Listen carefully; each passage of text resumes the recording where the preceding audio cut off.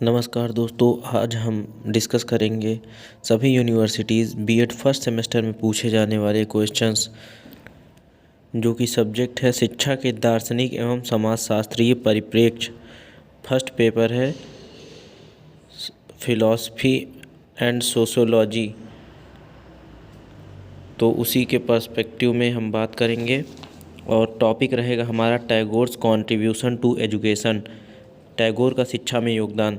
सबसे पहले हम देखेंगे कि किस प्रकार से टैगोर के योगदान को शिक्षा में स्पष्ट किया जा सकता है। तो टैगोर ने शिक्षा को सामाजिक एवं बहुउद्देशीय प्रक्रिया के रूप में स्वीकार किया और शिक्षा के स्वरूप और उसके कार्य दोनों को स्पष्ट किया। यानी कि हम कह सकते हैं कि जो भी सामाजिक परिप्रेक्ष्य में उन्होंने कहा कि शिक्षा जो है एक बहुउद्देशीय प्रक्रिया है। बहुउद्देशीय का मतलब हम जानते हैं कि जो बहुत सारे उद्देश्यों की पूर्ति करे, उसी को उन्होंने शिक्षा माना और उसके स्वरूप और कार्य को भी स्पष्ट किया। दूसरा पॉइंट है कि इन्होंने शिक्षा के विस्तृत उद्देश्यों को प्राप्त करने के लिए विस्तृत पाठ्य चर्चा का निर्माण किया। यहाँ पर जो दूसरे पॉइंट में समझने वाली बात है विस्तृत पाठ्य चर्चा, तो इसका उन्होंने निर्माण किया कि तभी शिक्षा के उद्देश्य हम प्राप्त कर सकते हैं। तीसरे पॉइंट पे हम बात करेंगे, उन्होंने बताया कि शिक्षा में तकनीकी शिक्षा को भी शामिल किया जाए, है ना।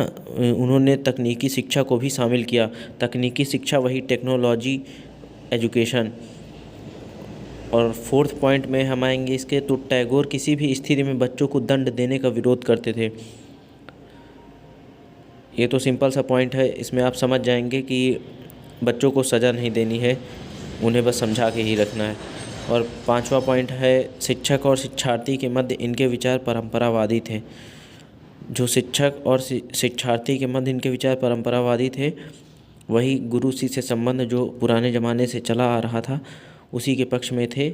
गुरुओं का सम्मान करने के पक्षधर थे Rabindranath Tagore ji. Next point, sixth point बनेगा, ये विद्यालयों को प्राचीन गुरुकुलों की तरह प्रकृति की सुरम्य गोद में स्थापित करना चाहते थे। जैसे हमने देखा है कि प्राचीन गुरुकुल जंगलों में हुआ करते थे, यानी कि प्रकृति में हुआ करते थे। जंगलों से हमारा तात्पर्य है, और उसमें अच्छा वातावरण होता था, शांत माहौल होता था, और हवाएं जो भी होती थी वो स्वास्थ्य के लिए लाभप्रद होती थी। इसी वजह से टैगोर भी यही चाहते थे कि विद्यालय जो आज के हैं वो प्राचीन गुरुकुलों की तरह प्रकृति की सुरम्य गोद में स्थापित हों। और नेक्स्ट पॉइंट है, उन्होंने जन शिक्षा, स्त्री शिक्षा और व्यावसायिक शिक्षा पर जोर दिया। इन्होंने कहा था कि जन शिक्षा यानी कि आम आदमी की शिक्षा, स्त्री शिक्षा क्योंकि पहले स्त्रियों को पढ़ने नहीं दिया जाता था, और व्यावसायिक शिक्षा इसलिए ज़रूरी थी ताकि बच्चे जो है व्यवसाय करके अपना जो है जीवन यापन भी कर सकें, एक स्किल उनके अंदर डेवलप हो जाए, जैसा कि आज की भारत सरकार भी कर रही है। और लास्ट में हम 8th पॉइंट देखेंगे, इन्होंने औद्योगिक शिक्षा ग्रहण करने पर भी जोर दिया।